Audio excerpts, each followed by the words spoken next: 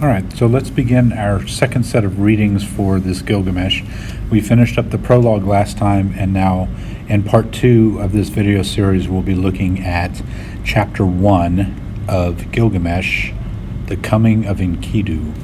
Okay. All right, so let's get that. There we go. Okay. Chapter 1, the coming of Enkidu. Gilgamesh went abroad in the world, but he met with none who could withstand his arms till he came to Uruk. But the men of Uruk muttered in their houses, "Gilgamesh sounds the tocsin for his amusement. His arrogance has no bounds by day or night. No son is left with his father, for Gilgamesh takes them all, even the children. Yet the king should be a shepherd to his people. His lust leaves no virgin to her lover, neither the warrior's daughter nor the wife of the noble. Yet this is the shepherd of the city, wise, comely, and resolute." All right, so I should make a note here in this first chapter. Gilgamesh is not a good king. He has taken over the city of Uruk, and it sounds like he is just basically taking everyone prisoner. He's kidnapping children. He's raping women. What exactly is going on with this king? And what we have here is Gilgamesh is trying to assert himself in a position of power. He is reckless. He is young, and at this point, he's on his road to being basically deposed, assassinated, or forgotten through time. So it's his immaturity that's kind of taking its toll on him. What Gilgamesh is doing by kidnapping these children is he himself has no offspring. And the way he is gaining offspring is he's claiming these children as his own. He is raping these women. He's enacting what the medieval world will call the right of first night, where the king is, or the wealthy landowner is allowed to spend the night with the bride before the husband does. And it's a way of making claim to any children that are born from the marriage. So if children happen, Gilgamesh can say, well, it's mine, it must be my child. So he can kind of pick and choose who will be his children as he moves forward. Now, this is a horrible abuse of authority and abuse of Gilgamesh's power. And so the people cry out to their gods for help because they are powerless to do anything against him. The gods heard their lament. The gods of heaven cried to the Lord of Uruk, to Anu, the god of Uruk.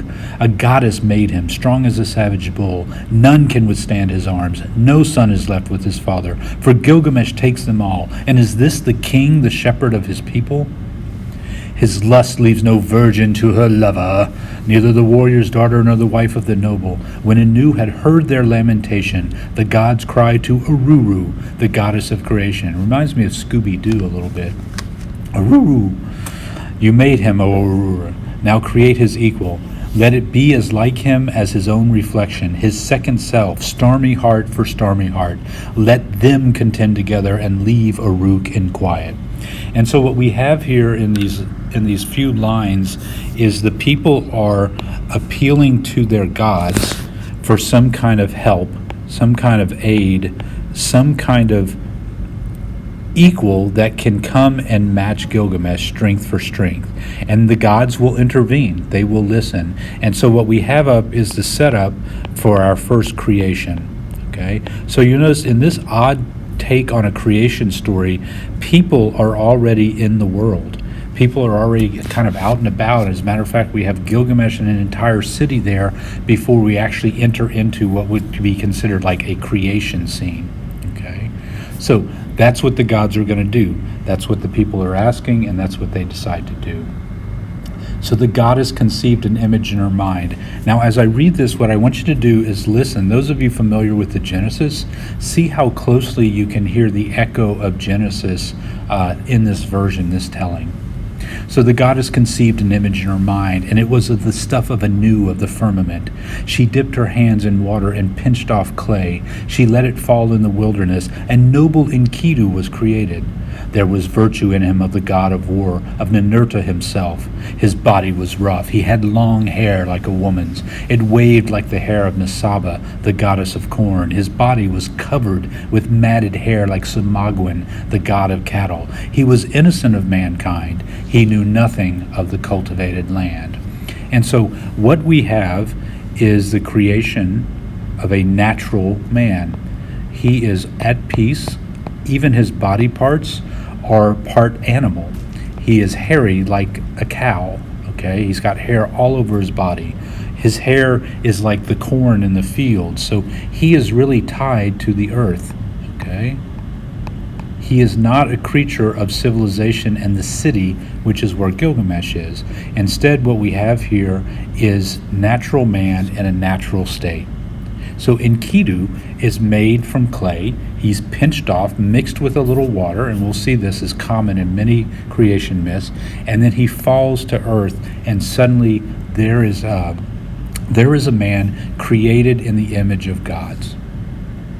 Enkidu ate the grass in the fields, in the hills with the gazelle, and lurked with the wild beasts at the watering holes.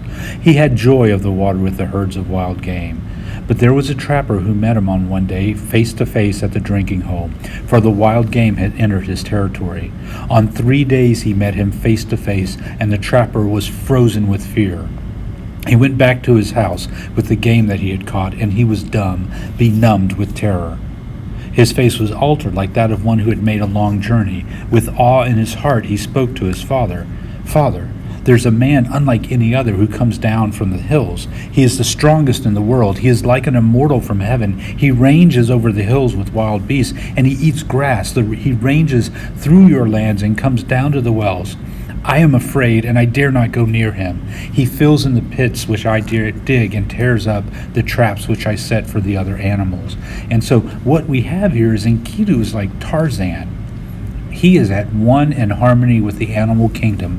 He is their benefactor, their caretaker, and their savior. He prevents them from being hunted. So this great hunter sees him in the wild and says, I'm scared. He sees him at the watering hole drinking with the other animals. They're not scared of him.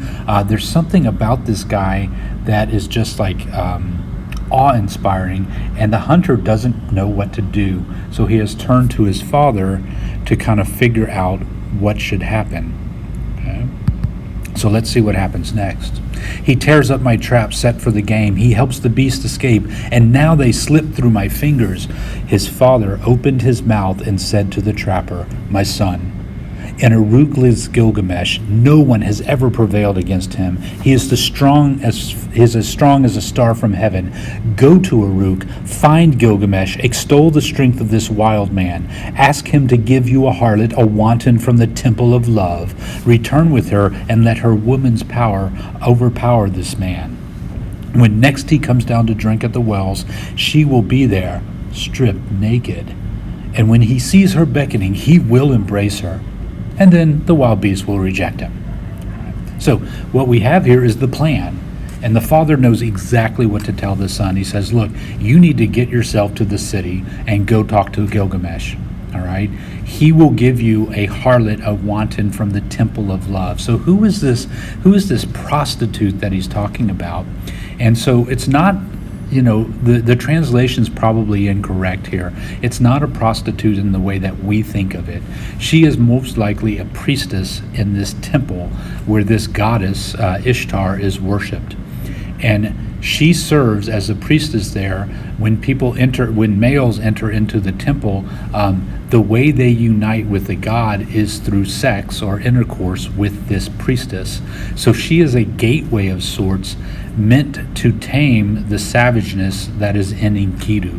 And that is the advice that the father gives the son. He says, this is a wild man who is the equal of Gilgamesh.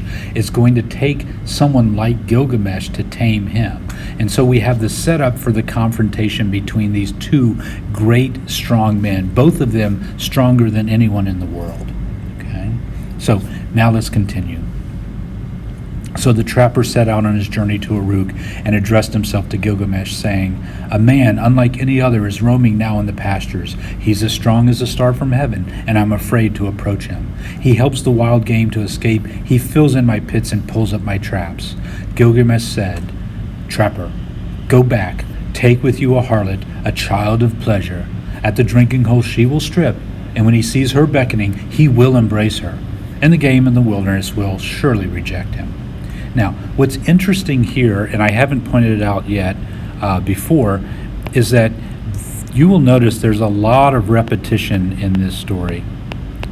So the advice is almost word for word the same. The story the trapper tells is almost word for word the same. This repetition is a reminder that this is an oral story that's coming down to us in an oral tradition. And so it probably was a song that was sung to people during ceremonies around campfires and whatnot. And songs are much easier to memorize and remember.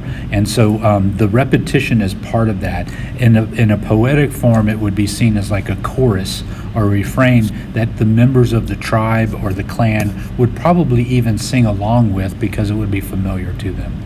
All right, we'll pick up with the final part of this chapter in the next video.